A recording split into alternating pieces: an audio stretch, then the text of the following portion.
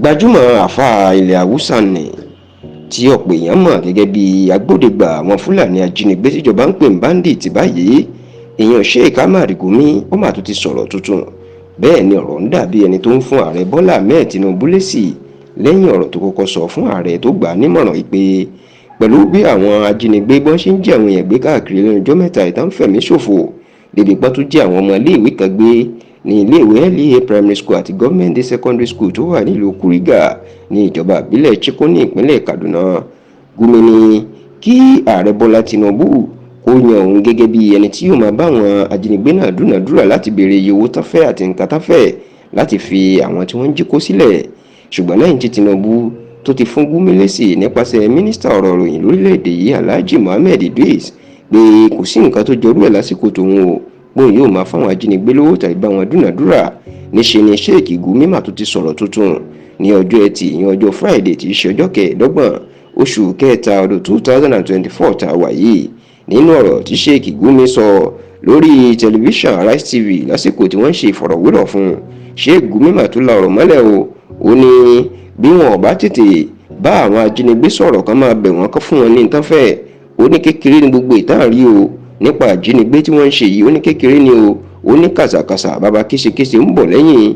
Ó ní kí ni ó dé tó fi jẹ́ pé àwọn ológun tó fi ń kọlu àwọn ajínigbé bẹ́ẹ̀, ó ní wọn lẹ́tọ̀ọ́ láti máa kọlu wọn tó bẹ́ẹ̀ nítorí pé ní àsìkò tá a wà yìí iṣẹ́ àwọn ọlọ́pàá àtàwọn agbófinró míì ní láti máa dojú ìjà kọ àwọn ajínigbé. Ó ní kì í ṣe ti àwọn sójà. Ó ní báwọn sójà ṣe ń pa àwọn ajínigbé náà tó ń paná wọn nípakúpa lẹ́nu ọjọ́ mẹ́ta tó ń dáná yá wọn.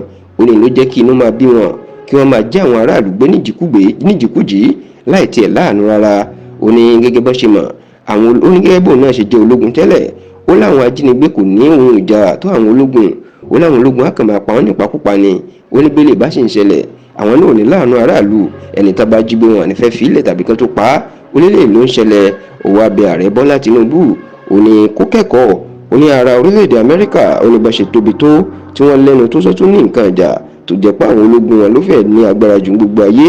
Ó ní wọ́n máa bá àwọn ajínigbé Taliban ìyẹn agbẹ́fẹ̀míṣòfò Taliban ó náà ń bá wọn dúnàdúrà o. Wọ́n ń fún wọn ní nǹkan fẹ́ tí wọ́n sì jọ ń sọ̀rọ̀ láti fi àwọn tó bá fẹ́ kó fi sílẹ̀. Wọ́n tún jẹ́ kó di mímọ̀ wípé bákan náà ní àwọn orílẹ̀-èdè míì náà iná máa ń ṣe tí wọ́n máa ń bá àwọn ẹgbẹ́ afẹ̀míṣòfò wọ́n máa ń bá wọn ṣèpàdé tó máa ń bá wọn dúnàdúrà. Sheikh Gumi wá kìlọ̀ fún Tinubu pé àfi báwọn bá ṣe léyìí kò sí nǹkan tó fẹ́ ṣe, ìjínigbé ò lè tán Nàìjíríà àti pé gbogbo ìtàn rí yìí èrè ọmọdé ni.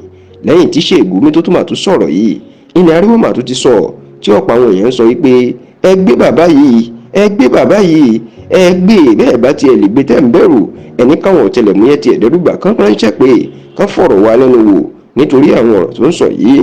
Wọ́n ní ó dàbí pé ọkùnrin náà mọ nǹkan kan nípa àwọn báńdíìtì ajínigbé àti pé ó ṣeé ṣe kó lè ràn wọ́n lọ́wọ́ láti rí àwọn tó wà lẹ́yìn àwọn ajínigbé náà mú, nítorí pé pẹ̀lú bó ṣe jẹ́ pé ń wọnú igbó táwọn agbófinró gan ò mọ̀ níbi tí àwọn ajínigbé ń farapamọ́ sí. Wọ́n ní eléyìí ti jẹ́ kó di mọ̀ pé Sheikh Gumi ní nǹkan ṣe pẹ̀lú àwọn báńdíìtì o. Ṣùgbọ́n dàsìkò tá a ṣàkójọpọ̀ ròyìn yìí ìjọba tàbáwọn ọ̀tẹlẹ̀múyẹ́ ò tí ì sọ nǹkan kan o tí Sheikh Gumi tó sì tún ti dá ariwo tuntun lẹ̀ pẹ̀lú bó ṣe jẹ́ kó di mọ̀ o ìpè késekése lẹ́sìn rí o, kàṣàkàṣà bàbá késekése sì ń bọ̀ lórí ìjínigbé àti ìfẹ̀míṣòfò àwọn ajínigbé báńdíìtì. Àfi bí ìjọba tó bá tètè lọ ń bá wọn dúnàdúrà tó ń bẹ̀ wọ́n tó sì ń béèrè nǹkan tí wọ́n bá fẹ́.